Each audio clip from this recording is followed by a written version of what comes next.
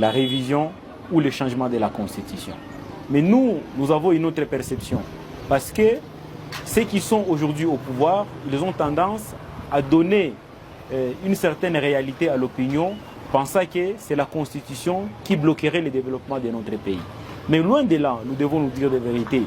Qu'est-ce que nous voulons réellement changer? Qu'est-ce que nous voulons réellement réviser? Lorsque vous posez ces questions à ceux qui sont les ténors de ceux qui veulent effectivement cette révision ou ces changements, ils n'ont pas de véritable motivation.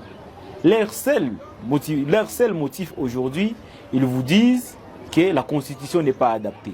Pourquoi la Constitution n'est pas adaptée? Qu'est-ce qu'on veut réellement changer? Alors que nous connaissons à travers le monde, il y a des constitutions qui durent aujourd'hui plus de 200 ans, notamment la Constitution des États-Unis, notamment la Constitution de la France qui a aujourd'hui près de 70 ans.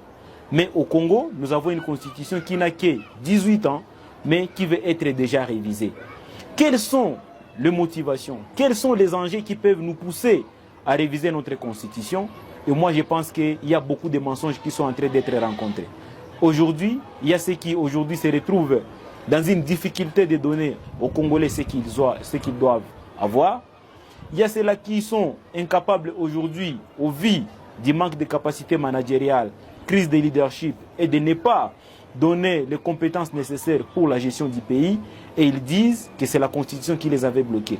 Au même moment, nous voyons d'autres pays qui ont connu de véritables crises, notamment liées sur les révisions de la Constitution pour des probables troisième mandats, d'autres difficultés liées à la gouvernance, et nous savons qu'aujourd'hui, le peuple congolais n'est pas prêt pour aller au changement de la Constitution, ni à la révision, vu que le moment n'est pas opportun. Qui sont les partisans de la révision ou du changement, sans qu'ils nous disent qu'est-ce qu'ils veulent réellement réviser?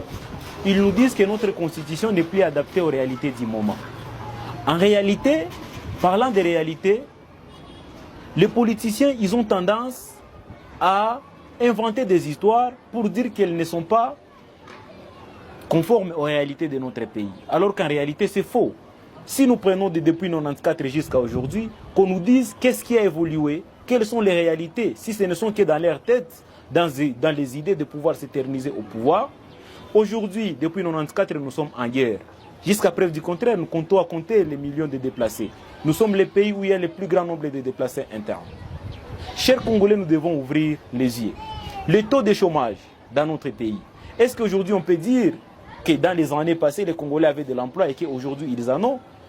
Les cas de détournement massif, les cas de répression, les cas de plusieurs grèves des enseignants, des militaires qui ne sont pas payés, la fraude fiscale, les tracasseries fiscales que nous continuons à observer, est-ce qu'on peut nous dire que ces réalités aujourd'hui ont déjà changé? Le pouvoir concentré autour du président de la République, avec la possibilité de nommer et de révoquer les animateurs de certaines institutions étatiques et para-étatiques, les réalités n'ont pas changé. Donc que les politiciens n'inventent pas des histoires pour tromper la vigilance de l'opinion. Aujourd'hui, nous savons que les Congolais, ils ont besoin de l'eau, ils ont besoin de l'électricité, ils ont besoin des soins de santé, ils ont besoin de l'éducation. Nous l'avons vu quand le président de la République avait décrété l'état de siège. C'était par son pouvoir discrétionnaire. Et aujourd'hui, nous continuons à en souffrir. Nous le voyons aujourd'hui.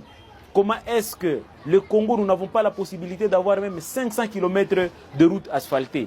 Mais ils viennent nous parler des réalités. Il n'y a pas de réalité qui a changé, sauf qu'ils ont l'ambition de pouvoir débloquer l'article 220, alors que nous sommes pendant la période de l'état de siège, où il n'y a pas la possibilité d'initier une certaine révision de la Constitution, parce que c'est déjà déverrouillé au niveau de l'article 219. Ne soyons pas trompés, l'UDPS est dans une logique de pouvoir massacrer et porter atteinte à la démocratie. Déjà, nous voyons des cas des arrestations arbitraires, des détentions illégales, des cas de tueries de Ouazalendo, des cas de tueries de prisonniers au niveau de Makala, des cas de flux massifs de populations déplacées en interne, et on veut nous parler de la révision de la Constitution. Est-ce que c'est le moment? Est-ce que c'est la priorité des Congolais? Et nous pensons que c'est faux.